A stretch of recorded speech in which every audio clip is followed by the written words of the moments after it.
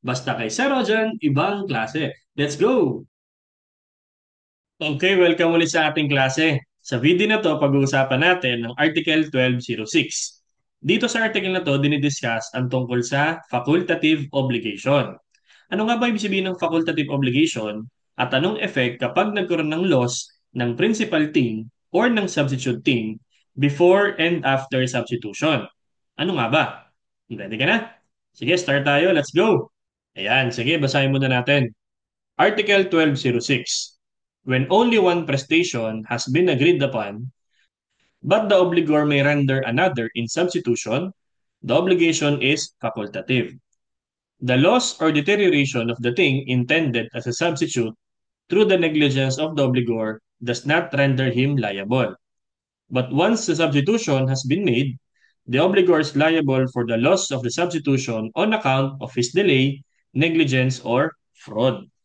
So, dito sa article na to, dinidiscuss ang tungkol sa facultative obligation.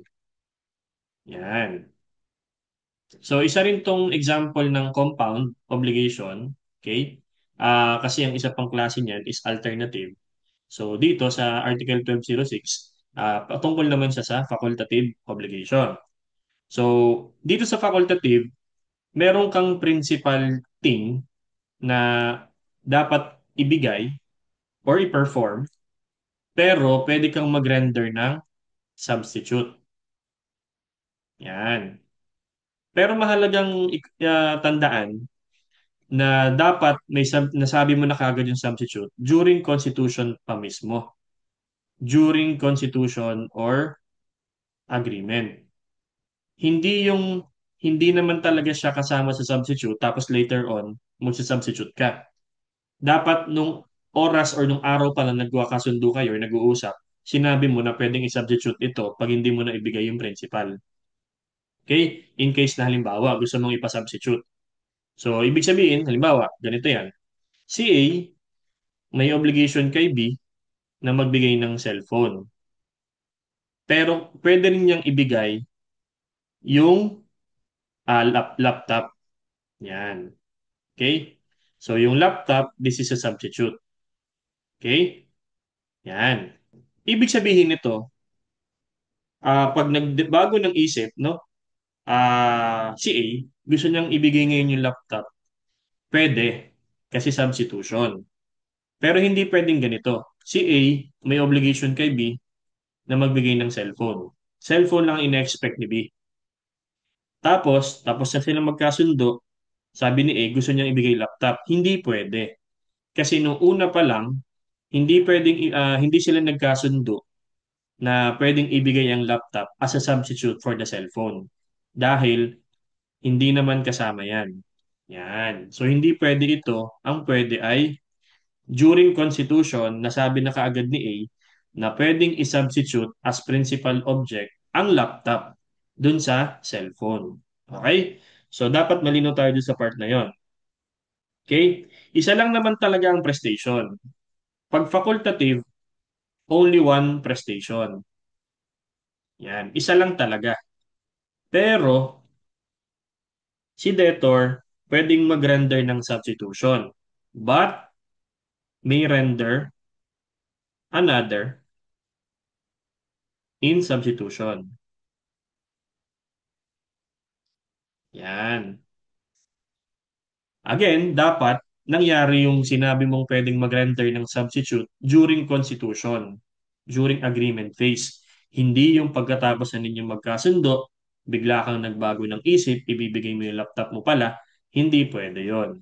Kasi simple obligation yung nagawa ninyo nung una, hindi facultative obligation. Ayan.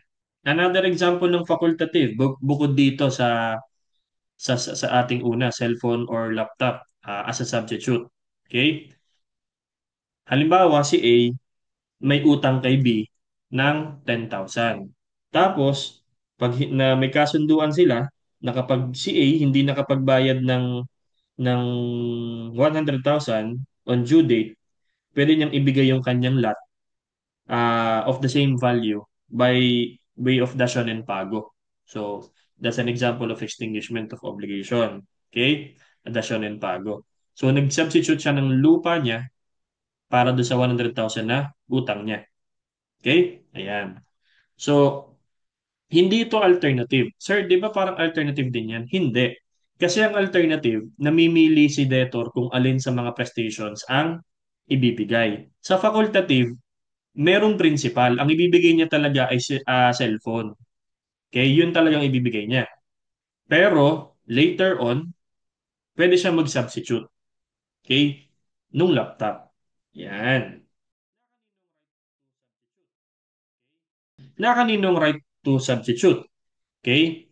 Ang right to substitute is na kay debtor. Yan. Parang right of choice of alternative na kay debtor din. So, the right to substitute belongs to the debtor. Again, the right to determine whether yung substitute is to be given or not ay na kay debtor. So, ibig sabihin, pagkatapos silang magkasundo, si A, ibibigay niya yung cellphone niya kay B, pero pwede rin niyang i-substitute yung laptop niya. Okay? Tapos later on, nag-decide siyang ibigay yung laptop niya, pwede yon. Okay? Kasi substitute yon. Yan. At yung right nasa kanya. Ngayon, ano naman ang effect kapag yung principal thing nawala or kaya naman yung substitute nawala? Okay? Ayan. Bago pa nangyari yung substitution or after the substitution. So, dun tayo. Effect of loss. Effect of loss. Yan. Number one, before substitution. Before substitution. Okay? Alin ang nawala? Kapag ang nawala ay principal thing, bago pa nangyari yung substitution, let's say ito yung cellphone sa ating example, pag nawala yung cellphone, tingnan mo kung kasalanan ba ni debtor or hindi. Kung fortuitous event, edi obligation is extinguished.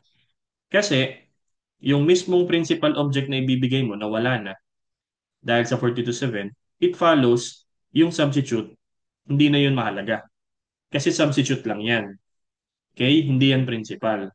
Hindi pwedeng sabihin ni B, ay, di ba may substitute ka pa naman? Eh di yun ang ibigay mo? Hindi. Kasi alternative obligation ay ganun. Pag nawala yung isa, pwede pa rin yung natitira. Kasi para, lahat yun prestation. Eh pag facultative, isa lang ang prestation, yung isa kasi substitute lang. So, bago nangyari yung substitution, nawala na mismo yung principal prestation natin dahil sa 42.7, extinguish ang obligation. Pero kapag debtor's fault, okay, nawala yung ibibigay dapat, okay, edi damages. Pay damages. Yan. So, syempre yung value ng thing plus damages. Okay, kasi kasalanan ni debtor. Again, hindi pwedeng i-insist ni A, ay, sir, meron pa naman akong laptop, sabi ni A. Yun na lang ibibigay ko. Hindi pwede kasi hindi mo muna siya sinubstitute bago nawala yung principal. Kasi nakalagay dito, before substitution. Okay? Yan. Hindi siya parang katulad ng basketball game. Meron kayong mga substitute players na pag na-injured yung first five mo, may pampalit ka pa. Dito, hindi. Kapag hindi ka kaagad nagpalit, tapos nawala yung principal, edi tas kasalanan mo, bayad ka ng damages. Okay? Yan. Number two, paano naman kapag yung nawala is yung substitute? In this case, yung laptop. Yan. Pag ang nawala ay yung substitute, regardless yan whether fortuitous event or debtor's fault, wala namang liability. Okay? So, magiging simple obligation yung ating facultative obligation. So, walang debtor not liable dun sa substituting. Okay? Debtor is not liable. Okay? Kasi may principal pa naman. So, tuloy pa din ang obligasyon. Ibibigay pa rin yun ni debtor, yung cellphone. Kasi ang nawala dito, yung laptop. Bago pa nangyari yung substitution, nawala yung sa substitute, tuloy pa din. Yun nga lang, from facultative, magiging simple na lang siya. So may karagdagang liability ba si debtor dahil nawala yung laptop or yung substitute? Wala. Kasi substitute yun, hindi yun principal. Okay? So yun yung unang scenario natin. Kapag naman after, okay, substitution, after substitution, so pag sinabing after substitution, si laptop na ngayon ang magiging principal, tapos si cellphone na ngayon ang magiging substitute. Wala na yon. Kumbaga, si laptop na talaga ang magiging principal natin. So pag nawala si principal, okay, pag si principal ang nawala after substitution, which is ito yung cellphone, okay, wala na.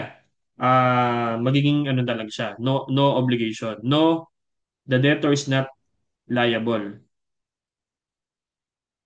Okay? Yung dating principal, magiging substitute, tapos nawala bigla, wala namang kasalanan si debtor kasi substitute na yan. Kasi nangyari na yon after substitution. Okay? So, baka nalilito tayo. Nangyari yung substitution, yung dating principal na cellphone biglang nawala, hindi liable si debtor doon. Walang additional liability. Kasi hindi na yun principal anymore. Si substitute, si laptop, yan, siya na ngayon yung magiging principal. Tapos nangyari bigla yung loss, nawala bigla, eh di tingnan mo kung kasalanan ba ni debtor or hindi. Pag fortuitous event, ang reason kung ba't nawala si laptop, eh the obligation extinguished is extinguished. Okay? Pag naman kasalanan ni debtor, okay, eh di pay damages. Yan. Yung value ng laptop plus damages. So as you can see, magkaiba yung scenario natin, no? Nagkaroon ng loss before substitution, after substitution. Pag yung principal nawala, yung cellphone, bago pa sinubstitute yung laptop, pag fortuitous event yung reason, extinguish ang obligation. Pag hindi, kasalanan ni debtor, bayad ng damages. Kapag ang nawala naman ay yung substitute, bago pa nangyari yung substitute, edi walang pakialam. Kumbaga, wala lang. Nawala lang siya. Magiging simple obligation, the debtor is not liable additionally. Okay? Tuloy lang ang obligasyon kasi yung cellphone, principal object, andyan pa din. Pero kapag nangyari yung loss after the substitution, wala na tayong pake ngayon sa cellphone kasi hindi na siya principal. Okay? Magiging substitute na siya. So, walang additional liability sa debtor. Pero pag yung laptop ang nawala, magiging principal na yon kasi nangyari yung substitution. Tingnan mo ngayon kung fortuitous event ba or kasalanan ni debtor. Okay? So, yun yung facultative. Ano bang pinagkaiba ulit ng ating alternative tsaka facultative para ma-compare lang natin. So this is the alternative and this is the facultative. Okay? So pag alternative, several prestations, okay? Prestations, marami siyang object, tapos pipili lang ng isa si debtor. Pero sa facultative, isa lang. Okay? Only one prestation. Pero pwede mag-substitute for as long as napagkasunduan yung substitution. Sa alternative obligation, pag mayroong prestation na void, basta may natitira na valid, valid pa rin yung obligation. So, even if there are, if there is void prestation, okay? If mayroong void na prestation, for as long as they're still valid, for as long as there is still valid prestation, yan, obligation remains. Yan. Okay? Dito sa facultative, Kapag yung principal is void, if principal is void, kahit na valid yung substitute, edi void na rin yung obligation natin. Okay? So, obligation is void. Halimbawa, bigyan kita ng marijuana, no? Pero as a substitute, bigyan na lang kitang 10,000. So, dahil yung principal mo ay void, kahit na yung substitute ay valid, wala na rin yung obligation. Hindi mo kailangan i-perform yon. Hindi ka required ibigay yung substitute. Kasi yung principal mismo ay void na. So, wala na tayong obligation. Okay? Tapos, si alternative, ang right of choice na kay debtor, pero pwedeng mapunta kay creditor. Pero dito sa facultative, na kay debtor lagi. Debtor only ang right. The right to substitute. Yan. Hindi yan binibigay kay creditor.